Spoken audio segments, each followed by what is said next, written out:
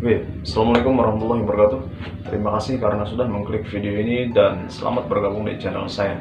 Dan pada video kita kali ini, saya ingin bercerita tentang sebuah pengalaman mistis yang dialami oleh grup band papan atas Indonesia yang bernama Sheila on 7. Sheila on 7 didirikan di tahun 1996 dan sampai sekarang grup band ini masih aktif. Grup band ini juga mengeluarkan banyak sekali album dan lagu-lagu yang mereka rilis, dan semua lagunya juga sangat bagus dan berkualitas ya, yang mana lagu-lagu tersebut sangat diminati oleh masyarakat Indonesia. Dari kesuksesan mereka membuat lagu, ada sebuah lagu yang dirilis di tahun 2000-an, yang mana lagu ini bercerita tentang perselingkuhan ya. Lagu ini berjudul Sevia, dan ketika dirilis lagu ini memang sangat terkenal dan sangat booming waktu itu. Di balik kesuksesan lagu tersebut, ternyata ada sebuah cerita mistis yang dialami oleh pengarang lagu tersebut atau pencipta lagu tersebut yang bernama Eros ya. Eros ini adalah gitaris darinya Sheila on 7 ya. Jadi ketika dia lagi menciptakan lagu ini, mengarang lagu ini di rumahnya ya, kebetulan rumah Eros itu berseberangan dengan sebuah telepon umum ya. Jadi kalau dibuka pintu atau jendela, dia akan melihat telepon umum secara langsung. Dan ketika Eros lagi mengarang lagu tersebut sambil mengotak-atik gitar, tiba-tiba suara telepon rumahnya berbunyi ya. Dan ketika diangkat, ternyata suara seorang perempuan. Perempuan ini mengaku bernama Sevia, dan perempuan ini juga mengaku bahwa dia adalah fans darinya Sheila on 7. Akhirnya mereka berbincang dan si Eros juga bertanya, kamu dapat nomor telepon saya dari mana? Akhirnya si perempuan tersebut menjawab bahwa dia dapat nomor telepon rumahnya Eros itu dari sesama teman fans Sheila on 7 seperti itu. Bahkan wanita ini juga mengaku bahwa dia sedang berada di seberang rumahnya Eros dan sedang ada di telepon umum. Karena penasaran, Eros pun akhirnya membuka jendelanya dan memperhatikan ke seberang ya, ke telepon umum tersebut. Tetapi ternyata di sana tidak ada orang.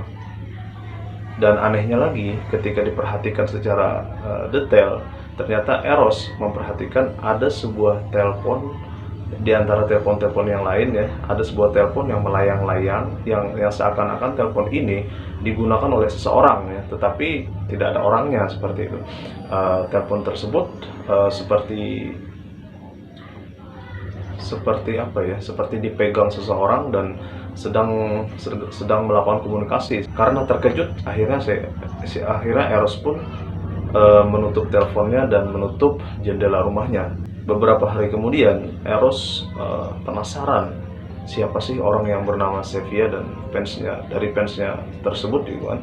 Akhirnya dia coba mencari tahu dari teman-temannya, dari fansnya Sheila on 7 tentang orang yang bernama Sevia, dan akhirnya dia menemukan seorang yang bernama Sevia dan alamat rumahnya.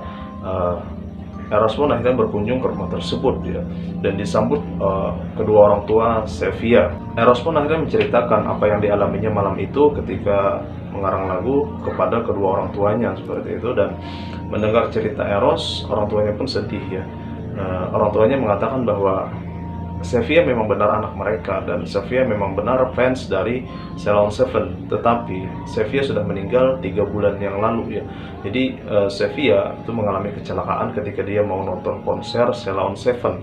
Dia mengalami tabrakan yang sangat keras dan akhirnya meninggal dunia di tempat ya. Eros juga diajak oleh orang tuanya untuk masuk ke kamar Sevia, dan di sana ada banyak sekali poster-poster dan gambar dari grup band Sheila on 7. Setelah pulang dari rumah Sevia, akhirnya Eros pun melanjutkan mengarang lagunya tersebut, dan sebagai rasa tanda terima kasih dan hormat kepada fansnya, Eros memasukkan nama Sevia ke dalam lagunya dan memberikan judul lagu tersebut dengan judul Sevia. Oke, cerita ini hampir sampai di sini ya, dan apa yang bisa kita ambil dari pelajaran kisah tersebut? Ketika Anda atau mungkin diri kita ya mengetahui ada orang lain yang menghargai kita atau mungkin mendukung kita atau mungkin senang dengan kita ya, hal yang harus kita lakukan adalah menghargai mereka juga ya.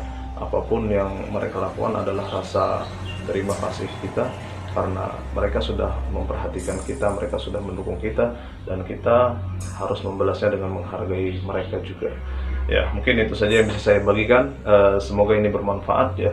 Jangan lupa teman-teman like, komen, dan subscribe channel ini agar terus bisa berkembang dan bermanfaat bagi banyak orang. Assalamualaikum warahmatullahi wabarakatuh. Hey Sofia, jangan pernah panggil nama